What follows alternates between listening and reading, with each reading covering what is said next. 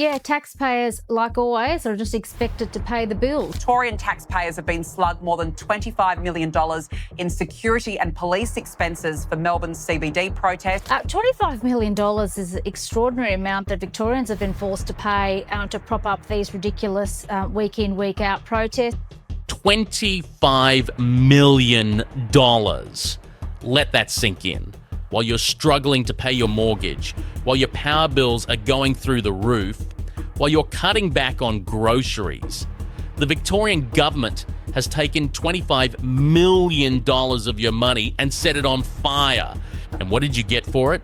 Better hospitals, safer streets, roads without potholes. Don't be ridiculous. No, that $25 million was spent on one thing: babysitting the same group of professional protesters, week after week after week, as they shut down the centre of Melbourne to scream about a war on the other side of the planet. This isn't a one-off. This is a business model, a taxpayer-funded circus of outrage that has hijacked our city. And tonight, we're going to expose the full, scandalous cost of this madness. We're going to show you exactly how your money is being wasted, who is letting it happen, and the real price Victorians are paying for this so-called right to protest. This isn't just about a bill. This is about a betrayal. And it's a betrayal that is happening right under our noses.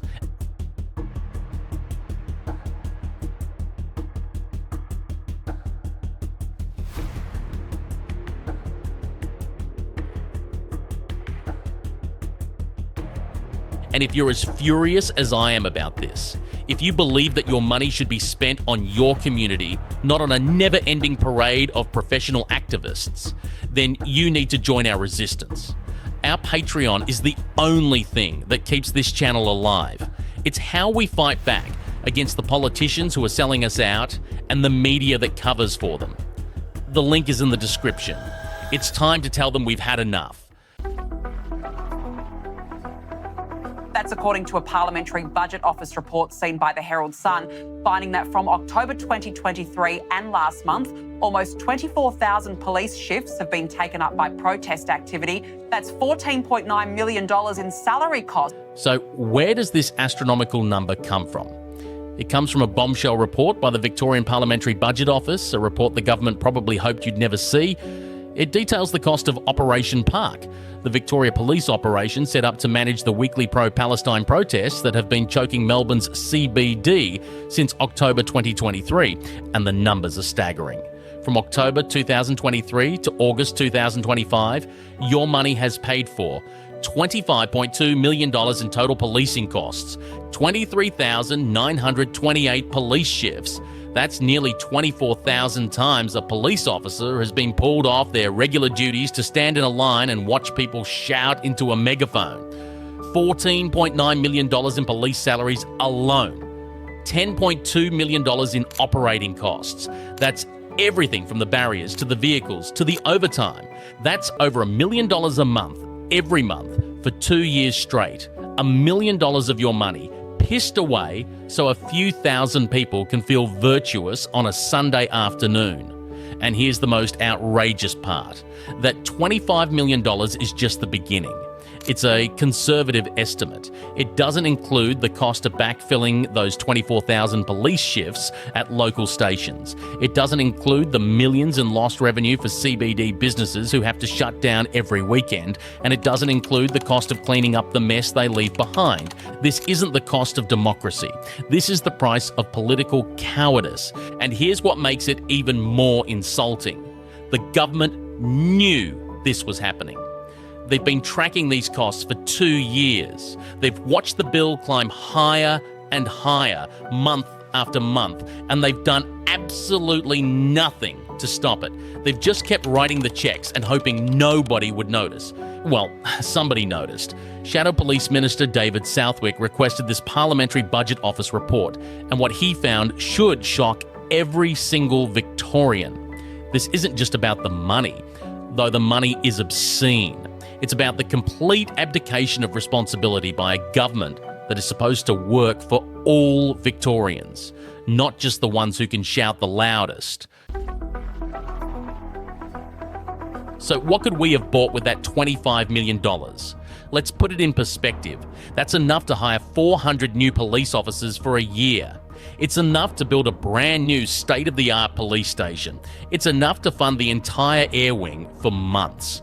But instead of more cops on the beat, instead of better resources to fight the crime wave that is terrorising our suburbs, that money has been diverted to a single, never-ending protest. While your local police station is understaffed, while response times are blowing out, thousands of officers are being pulled into the city to form a human barricade between warring factions of activists. And let's be clear about what they're policing. This isn't a peaceful gathering of concerned citizens. These are marches that have featured calls for violence, chants of death to the IDF, the burning of the Australian flag. This is not a debate. This is a weekly festival of hate, and you are paying for the security. And what does disturb me is that these protests have included calls for violence, and they've included the burning of the Australian national flag. So they're not necessarily law-abiding citizens. They're not people campaigning for higher pensions or against higher education fees. Victoria Police themselves have admitted the strain this is putting on their resources. They've made 257 arrests in connection with these protests. They're investigating over 400 reports of anti-Semitism. This isn't just a drain on the budget, it's a drain on the very soul of our police force. Every hour an officer spends at a protest is an hour. They are not spending investigating a burglary, responding to a domestic violence call, or patrolling your street. The opportunity cost isn't just financial, it's measured in the safety and security that has been stolen from every other Victorian. Think about it this way. Every weekend, hundreds of police officers are pulled from stations across Victoria to babysit a protest in the city. That means fewer officers patrolling your neighbourhood, fewer officers investigating break-ins, fewer officers responding to domestic violence calls, fewer officers on the highways keeping our roads safe. And for what? So a group of activists can wave Palestinian flags and chant slogans about a conflict they have no power to influence. So they can feel important for a few hours before going home to their comfortable lives in the inner suburbs. This is the most expensive virtue signalling exercise in Australian history, and you're paying for it whether you like it or not. So why is this happening? Why is Melbourne the only city in Australia that has to put up with this nonsense week in, week out? The answer is simple: political cowardice. Victoria is the only state in Australia without a proper statewide protest permit system. In any other state, the organisers of a protest of this scale would have to apply for a permit. They would have to consult with the police. They would have to take some responsibility for the disruption they cause. But not in Victoria. In the protest state, you can just rock up, shut down the city, and send the bill to the taxpayer. The state opposition tried to introduce a permit bill in August 2025. It was voted down. The City of Melbourne has begged the state government to do something. They've been ignored. Even the police commissioner has expressed his frustration with unplanned demonstrations, but the government refuses to act. And why? Because they are terrified of the activist class. They are so beholden to the inner city Green left vote that they would rather let the city burn than stand up to a mob. Premier Jacinta Allen and her government have washed their hands of the problem, saying it's a matter for police. That is a pathetic, gutless cop-out. It is the job of the government to set the laws. It is the job of the government to protect the rights of all Victorians, not just the ones with the loudest voices and the most time on their hands. This isn't about stopping people from protesting. It's about making them take some responsibility. It's about saying that your right to wave a flag does not trump the right of a small business owner to make a living, or the right of a family to enjoy their city, or the right of every taxpayer to not have their money wasted on a weekly shouting match. So, what's the solution? It's simple.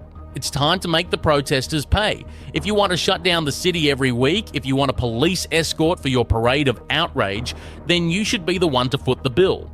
Not the taxpayers, not the small business owners, you.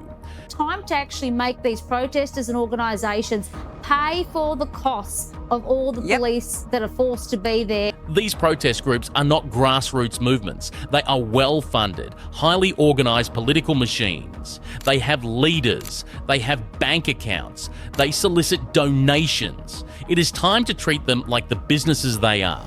If a construction company wants to close a street, they have to pay for traffic management.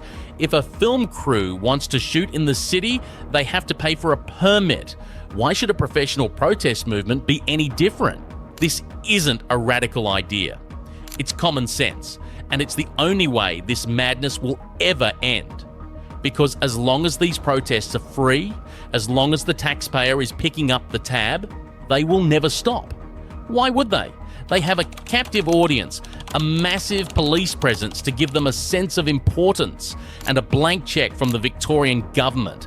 This $25 million bill is more than just a number.